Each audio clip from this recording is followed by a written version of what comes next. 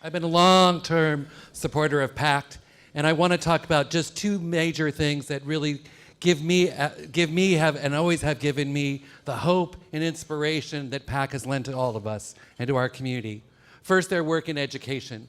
They've supported and strengthened over 25 schools and over 10,000 kids in our community, giving parents not only the information that they need to make good choices about schools, but actually giving them good schools that parents can make good choices about. The second area is their incredible work with law enforcement.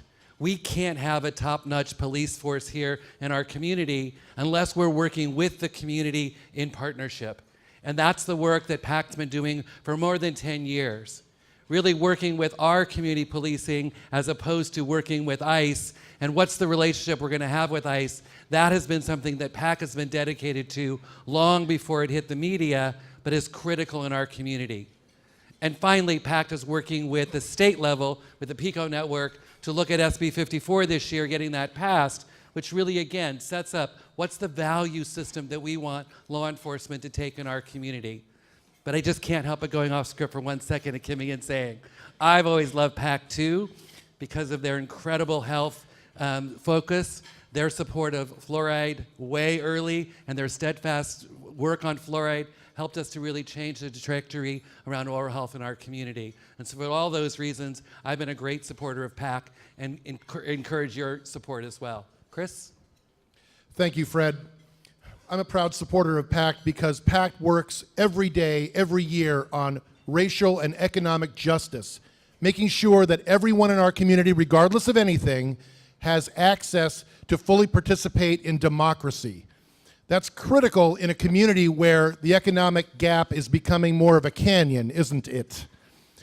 And just last year, for example, PACT worked, just in the spring, PACT worked hard to make sure that more and more people in our community are not forced out of their apartments through rent control and strong just cause measures to make sure that people aren't either made homeless or pushed out of this community forever. That's economic justice. And just 1 year ago yesterday, by working with people like Tom Steyer to enable more voter registration and more voter engagement in this community, Santa Clara County voters, all of you and Fred and me and everyone at the VMC Foundation worked to make sure that Measure A for affordable housing passed in this community, making sure we raised nearly $1 billion for supportive housing in Santa Clara County. And PACT was there for that.